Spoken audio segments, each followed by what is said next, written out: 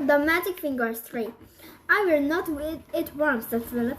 I would rather die. Oh, shrug, said William. Mrs. Gray took the two boys under her wings and hugged them.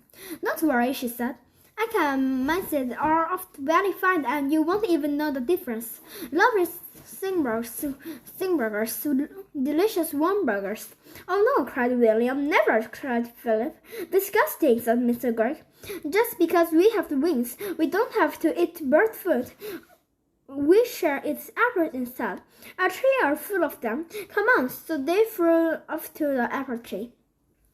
But to eat an apple without holding in your hands is not at easy. Every time you try to get your teeth into it, it just pushes away. In the end, they were able to get a few small bites each, and then it began to get dark. So they all flew back into the nest and lay down to sleep. It must have been at this time. I back in my old house, pick up the telephone and try to call Philip. I want to see if the family is all right. Hello, I said. Quack, said the voice in the other end. Who is it? I said. Quack, quack, I asked. Quack, quack, Philip, I said. Is that you? Quack, quack, quack, quack, quack. Oh, stop it, I said. Then there's a very funny voice. It's like a bird laughing. I put down in the telephone quick. Oh, that's a magic finger, I cried. What has it done to my friends? That night, when Mr. and Mrs. Greek and Philip and William were trying to get some sleep in the high nest, a great wind began to blow. The tree lagged to the side, and everyone, even Mr. Gregg, was afraid the nest would fall down. Then came to the line. It rained and rained, and the water rained into the nest, and they all got as wet as it could be. And oh, it was a bad night. At last the morning came, and with it the warm sun. Where, said Mrs. Gregg. Thank goodness that's over.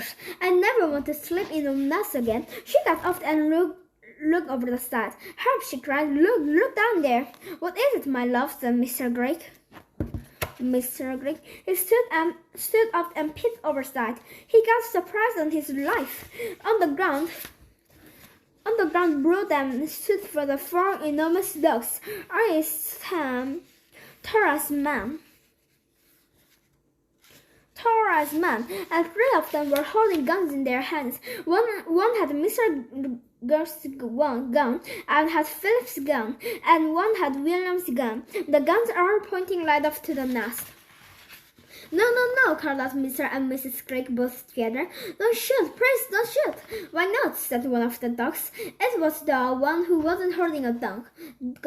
You are always shooting at us. Oh, but that's not the same, said Mr. Gregg. We are allowed to shoot dogs. Who allows you, asked the dogs. We allowed each other, said Mr. Gregg. Very nice, said the dog. And now we are going to allow each other to shoot you. I would have loved to have seen Mr. Gregg's face just then. Oh, please, cried Mrs. Gregg. My two little children are up to here with us. You shouldn't shoot my children. Yesterday you shot my children, said the dog. You shot all six of my children. I never do it again, said Mr. Gregg. Never. Do you really mean that? Asked the dog. I do mean that, said Mr. Gregg. I never shoot another dog as long as I live. That is not good enough, said the dog. What about the deer? I do anything if you say if you will only put down those guns, cried Mr. Gregg. I never shoot another duck or other deer or anything else again. Will you give me your word on it, said the dog. I will, said Mr. Gregg. Will you throw away your guns, asked the dogs. I will break them into tiny bits, said Mr. Gregg. And never again need you be afraid of me or my family. Very well, said the dog. You may now come down. And by the way, I congratulate you on the nest. For a first effort, it's pretty good. Mr. and Mrs. Gregg and Philip and William hopped out of the nest and flew down. Then, all at once, everything went black before their eyes, and they couldn't see. At the same time, a funny feeling came over them all, and they heard a great wind blowing their ears.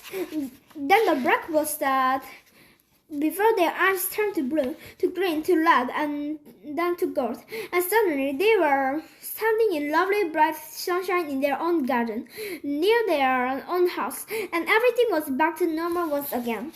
"Our wings have gone," cried Mr. Great, "and our arms has back. And we are not tiny anymore," laughed Mrs. Drake. "Oh, I am so glad." Pip and William began dancing about with joy. Then, high above their heads, they heard the sound of the wild ducks, and all looked up. They saw the four birds, lovely against the blue sky, flying very close together, heading back to the lake in the woods. It must have been about half an hour later that I myself walked into the Greek's garden. I had to come to see how things were going, and I must admit that I was expecting the worst. At the gate, I sat and stared. It was queer sight. The end.